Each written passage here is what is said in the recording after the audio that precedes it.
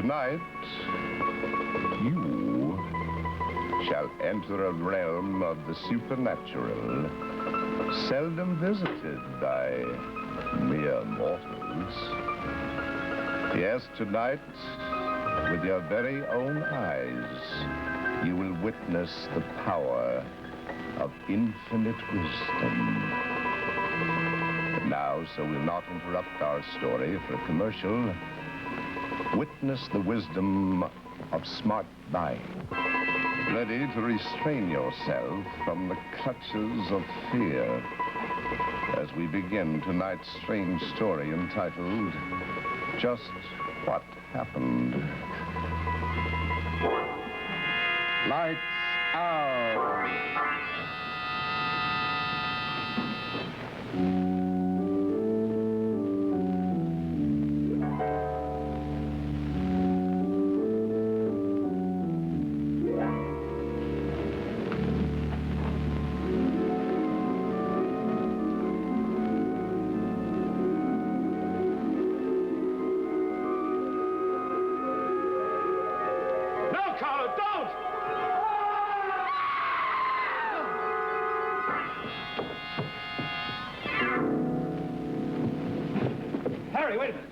Get down there, he may still be alive. But you can't go. What do you think what you're doing? We gotta get a doctor at once. Harry, will you use your head? They may accuse us of throwing him out. We've got to get down there. They want to know how it happened. You bet they will. The police are gonna ask all sorts of questions, and we're gonna have to explain it somehow. We can't tell them what really happened. They'll never believe us. Let me go. We're gonna have to get ourselves a story, and all of us stick to it. You're gonna get out of the way.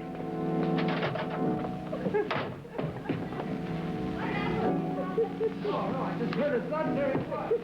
Vera, listen to me. Vera! That's fine. We've got to get ourselves a story quickly before they get here. They'll never believe it. They'll never believe he fell out. He didn't.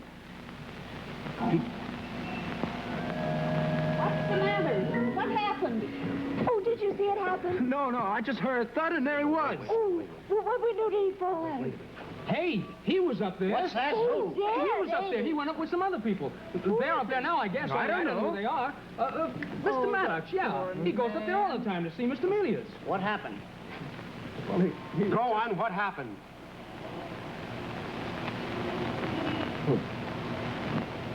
It was an accident. Mr. Melius was leaning out of the window. I guess he got dizzy because he leaned out too far and lost his balance. Fell. Yes, that's what happened. Are the others up there now? Yes. All right, come along. We'll see what they have to say.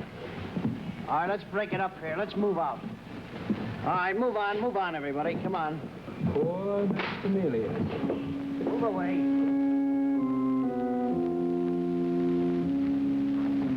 Now remember what I said. Yes.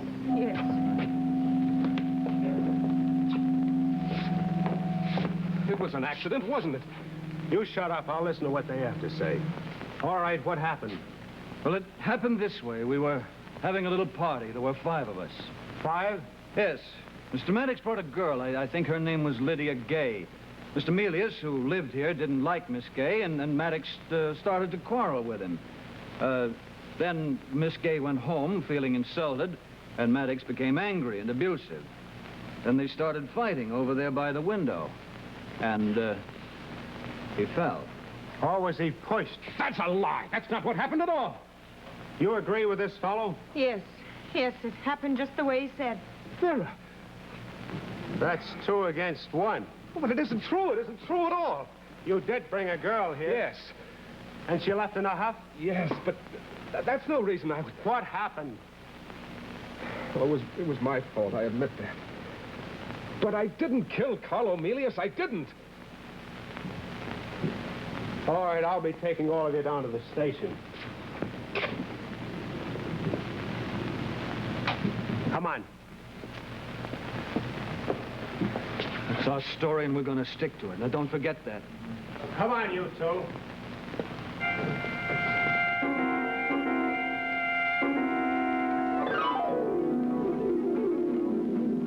Mr. Maddox, you don't expect me to believe that. But I've told you the truth. The jury will think you're insane. Oh, I'm as sane as you are. Not with that story in that. If you want to set up a defense of insanity, all right, then go ahead and tell your fairy tale to the jury.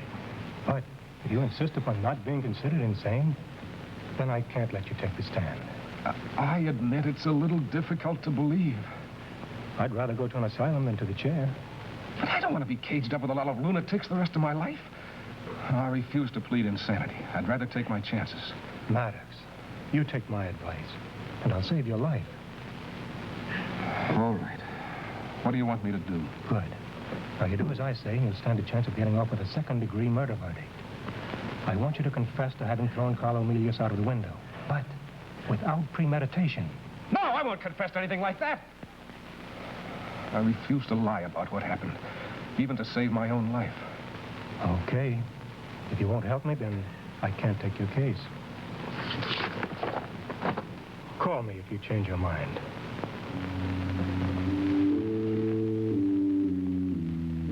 Hear ye, hear ye. All those having business before this court come forward, and ye shall be heard. People of the state of New York against Harry Maddox.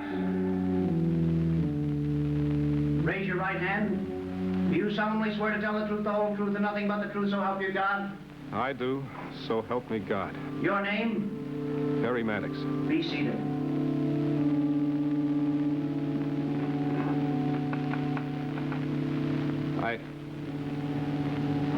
I may not be able to convince you of my innocence, because what I have to tell you is very hard to believe.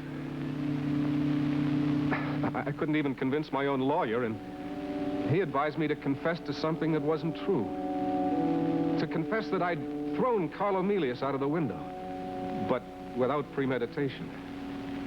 Well, that isn't true. I didn't throw Carlo Melius out the window. I'll tell you just what happened.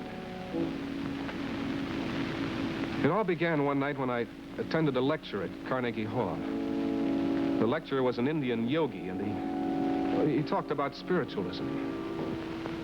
I don't go in much for that stuff myself, but I do rather enjoy the show of a seance. Well, seated next to me was a thin young man who seemed intensely interested. We struck up a conversation, and he invited me over to his studio. That was Carlo Melius.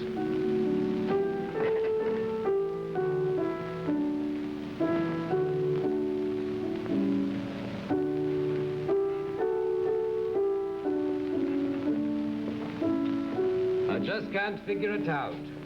Oh? What can't you figure out? How that medium up there on that stage could read those messages with his eyes taped up and bandaged like that. Oh, that. Some kind of a trick? A trick that has a natural explanation? No, Harry. It looked to me like genuine clairvoyance. Carlo, I can't bring myself to believe in that stuff. I'm strictly from Missouri, I have to be sure. You recall what Hamlet said?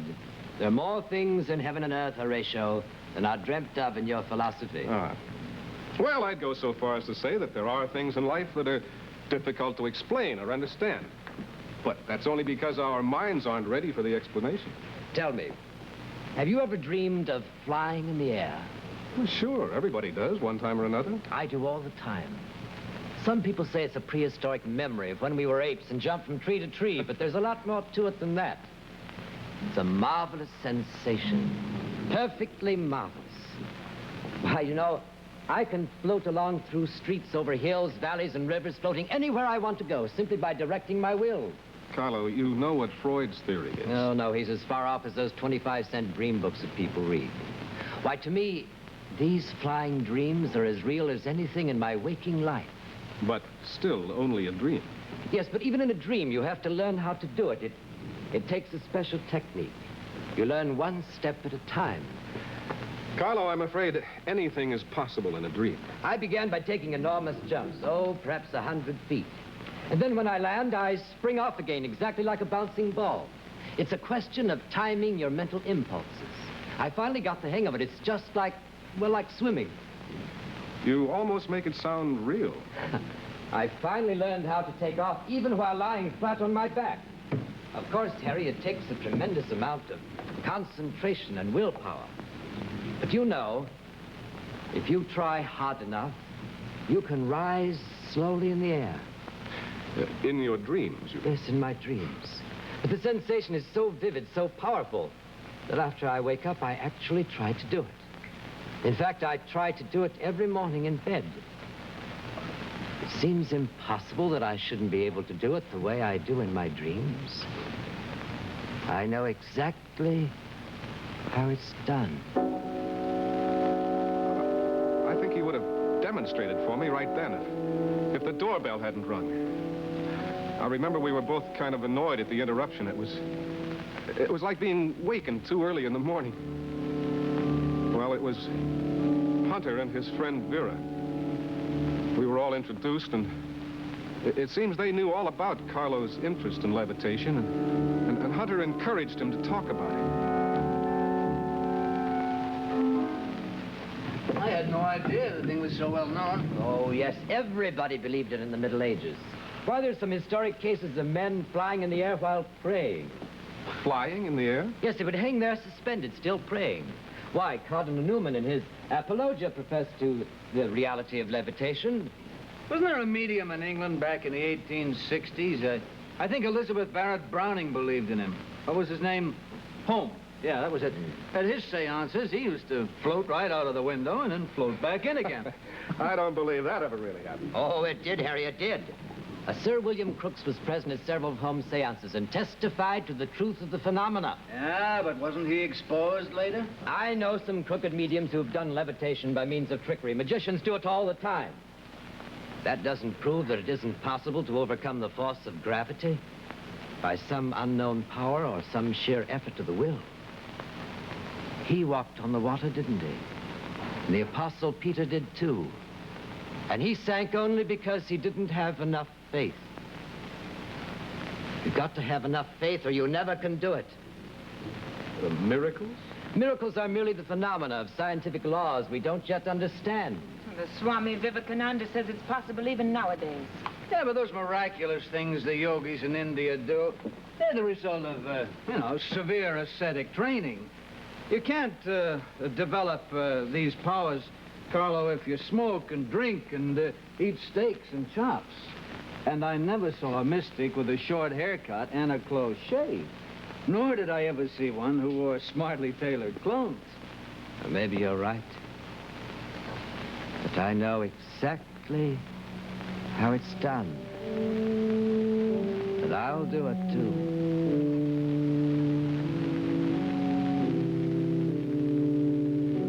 I forgot all about the matter when I left New York and went up to Maine for a couple of months during the summer. When I got back, I called up Carlo, and he seemed very eager to see me. As a matter of fact, he invited me over that same day. So I went. Now, what I'm going to tell you now, I hardly expect anyone to credit. Up till now, you may have thought merely that Carlo was a little cracked. From this point on, you may think that I am, too. But I'm not.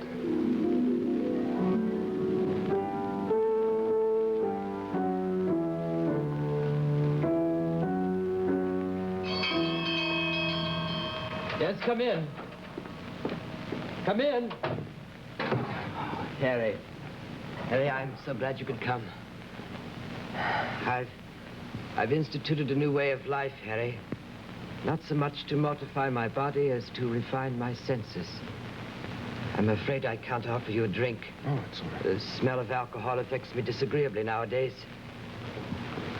Carlo, are you sure you're all right? Oh, yes, don't worry about me. I'm all right, but I do wish you'd stop smoking. Oh, I'm sorry. My senses have become so acute lately. Do you know, Harry, I can hear what people are saying out in the street. And I can read when it's almost pitch dark. There's a new power growing in me. Power? Yes. A spiritual power, perhaps psychic. It's a new kind of force, but it does take a lot out of me. I've lost about 18 pounds. But then it's easier that way. There's not so much of me to lift. Carlo, do you mean to say you've had success already? That you've actually lifted yourself? Yes. This morning I succeeded in rising several inches above my bed. And the telephone rang, and seemed to break my concentration, and I dropped back again. Or else the bell woke me. It's getting hard for me to distinguish between my real life and my dreams. I don't know anymore. Sometimes think I'm asleep. Then again, I don't know. Harry, I want you to watch me and see what happens. I know I need a witness in order to find out how far I'm progressing. All right. Show me.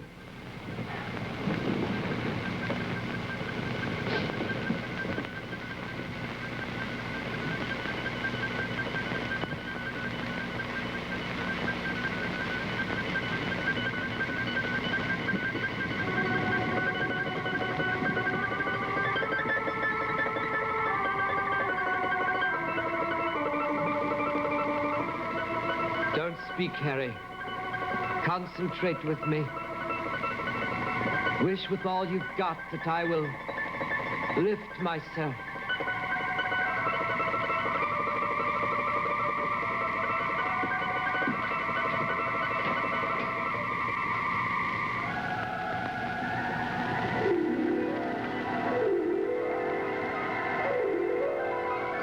I'm growing weaker, Harry.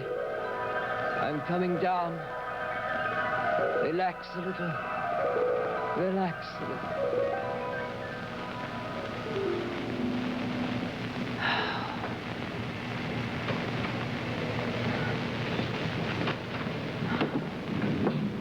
You helped a lot, Harry. I could feel your added power lifting me. Oh, my head. Do you know, Harry, with more concentration, I believe I could float about the room like Holmes did. Carlo, this is something uncanny. But you mustn't do it again. Something will happen to you. No, I'm going to try, and I'll keep on trying. Yes, we must ask Vera and Hunter to work with us. I wonder if a woman present would help. Vera's psychic, you know. She can read your thoughts. I've seen her do extraordinary things. In the 17th century, she would have been burned as a witch. Yes, I know what you mean. The eyes. She has what the gypsies call the light behind the eyes. But she's interested in this work, Harry. She strengthens my faith. Carlo, if you feel that way about it, I wonder if you'd mind if I brought someone I met this summer. All right. All right, Harry. There will be 5 of us then. 5 of us concentrating together will form a sort of psychic battery. And that's where I made my fatal mistake. I didn't tell Lydia exactly what the party was going to be like. If I had, then she could have testified earlier that I had told her we were going to experiment with levitation. But I didn't. I wanted to surprise her. That's why all she could say truthfully was that I had asked her to come up to Carlo's with me and hadn't even told her that there wouldn't be any drinks.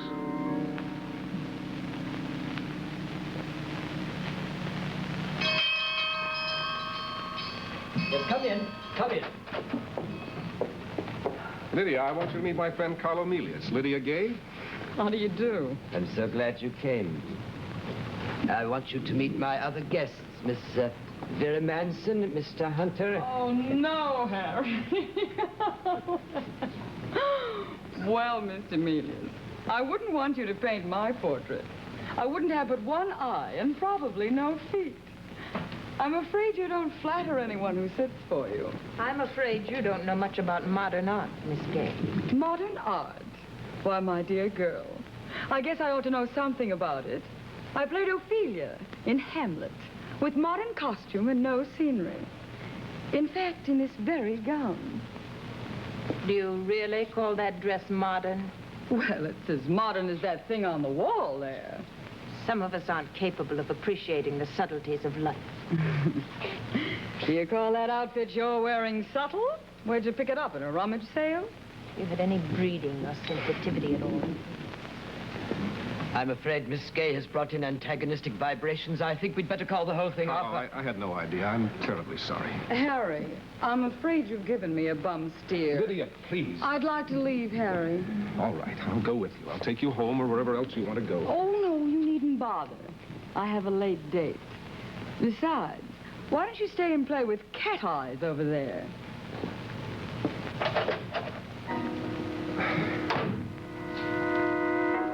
You can imagine how ruffled we all were, but there was absolutely no comment at all. We all tried to ignore the episode, all except Carlo. Vera finally succeeded in getting him to agree to go on with the seance. Now, you heard Hunter and Vera testify here that Carlo and I got into a fight over the incident. The idea of Carlo Melius, who was always peaceful, and was weakened by his fasting anyway. He weighed only 118 pounds. The idea of his getting into a vulgar brawl is absurd. So there you have the setup for that night in Carlo Melius' studio. The night he died.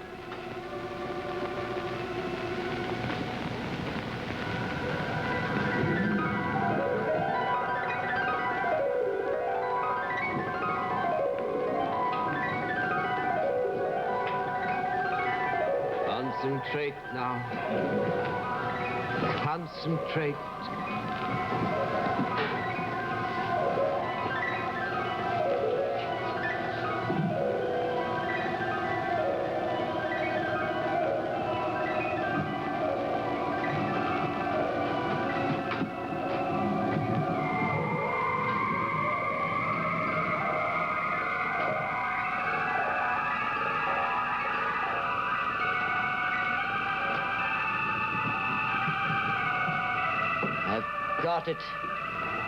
I've got it. The whole secret has been revealed to me. Faith, will, serenity. We must have them all. I know now that I can float out the window into the street.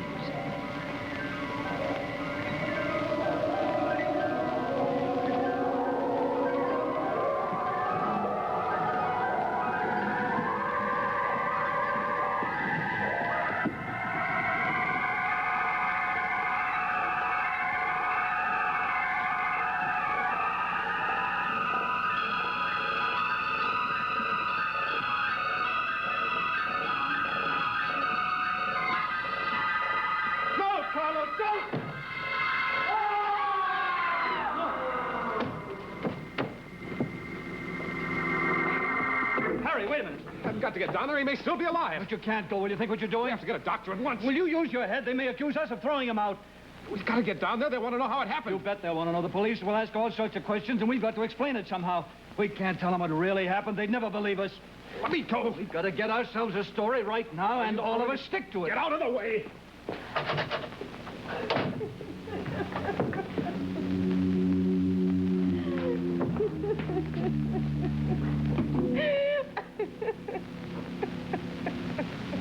And that's exactly what happened.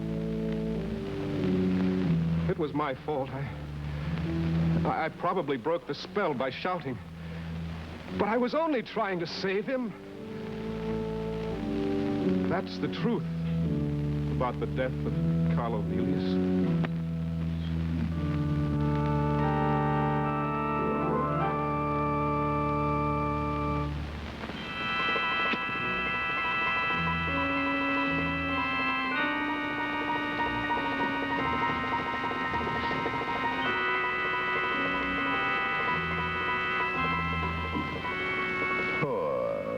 Mr. Maddox. No one will believe him. No one except those of us who, with our very own eyes, saw just what happened.